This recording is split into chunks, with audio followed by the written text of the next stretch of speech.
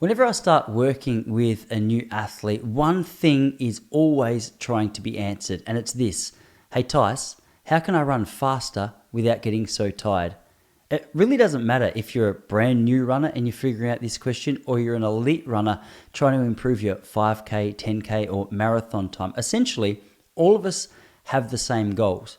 Now, the truth is there's a lot of snake oil being sold out there. There's a lot of magic formulas, but running over time produces some miraculous results if you can stay in the game. And today, I wanted to talk to you about some of the most effective ways to answer this question and apply it to your own running so that you can run further without getting so tired. Before I get into it, I'll just let you know, regardless of where you are in the world, we're working with a whole range of distance running athletes. Some are brand new, some are elite. If you're an athlete who could do with some guidance in structuring your running training towards an event, or just for general health and fitness, hit the link to our coaching page in the description to this video. That'll link you across, find out whether or not we might be a good fit for each other. We can chat about how it is that we could be able to work together. But for now, let's jump into today's video and answer the question, how do we actually run faster for longer? The first thing is this.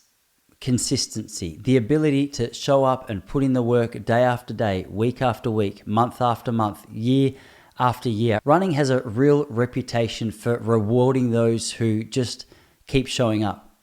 Unfortunately, running also has a reputation for attracting people who are willing to put in incredibly hard work over a short and even a long period of time before their body is ready to actually absorb the training that they're throwing at it. So naturally, they might go out for a month and train like an absolute superstar, but then see performance plateaus or niggles or injuries.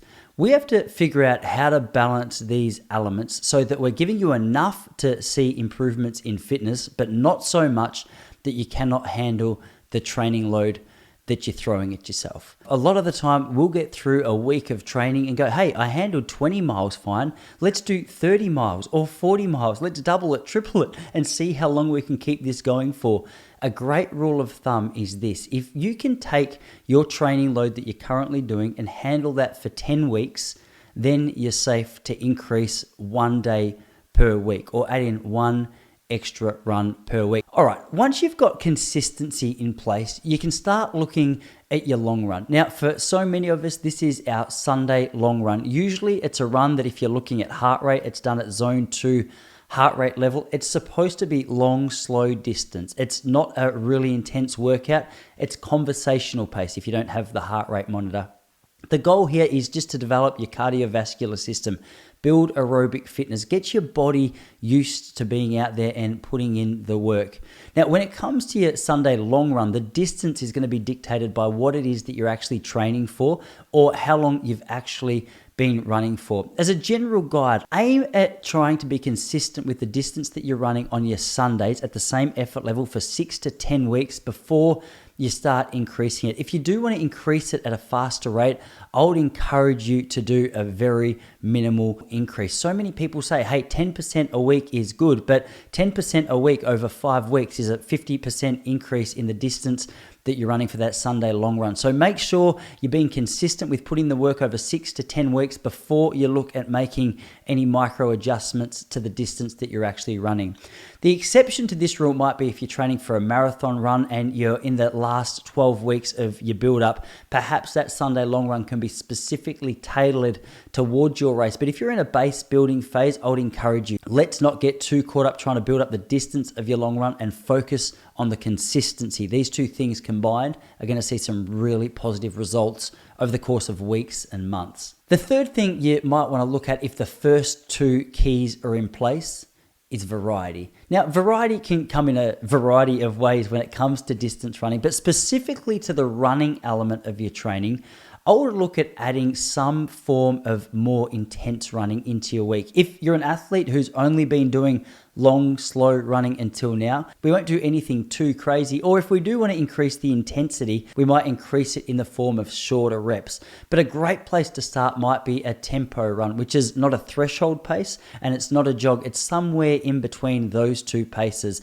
A good way to think of it is half marathon pace, but a little bit slower. It should feel relatively comfortable. If you're doing 15 to 30 minutes of this, The other forms of sessions you might want to include or look at including are some intervals or some hill reps, some threshold runs, or some shorter, faster reps. As I said, so much of this is dictated by the event you're actually training for, but it can be a really nice way to mix up the monotony of the long, slow running. The fourth thing I believe that's really beneficial, and it can come under the category of recovery, is cross-training. Cross-training is a really great way to break up the running training. We know that running is a really weight-bearing sport. So much shock and impact comes through the calves, the knees, the quads.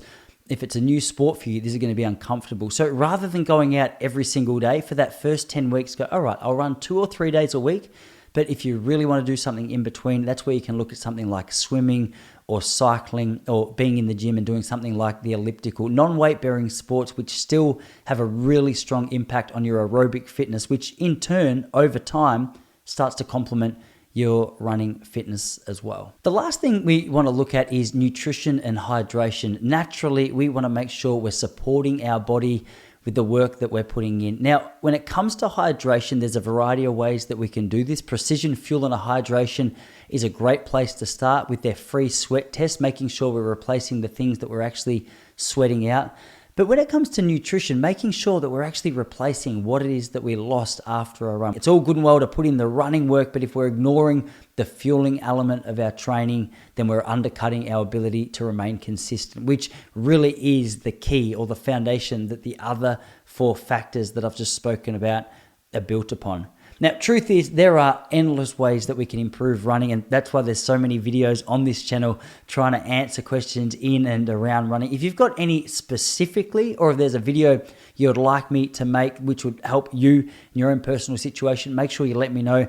I'll be in the comments below if you have any questions, concerns, or comments. In the meantime, if you are interested in checking out some coaching, hit the link that I've linked in the description to this video. Until next week, happy training, and I'll see you all then.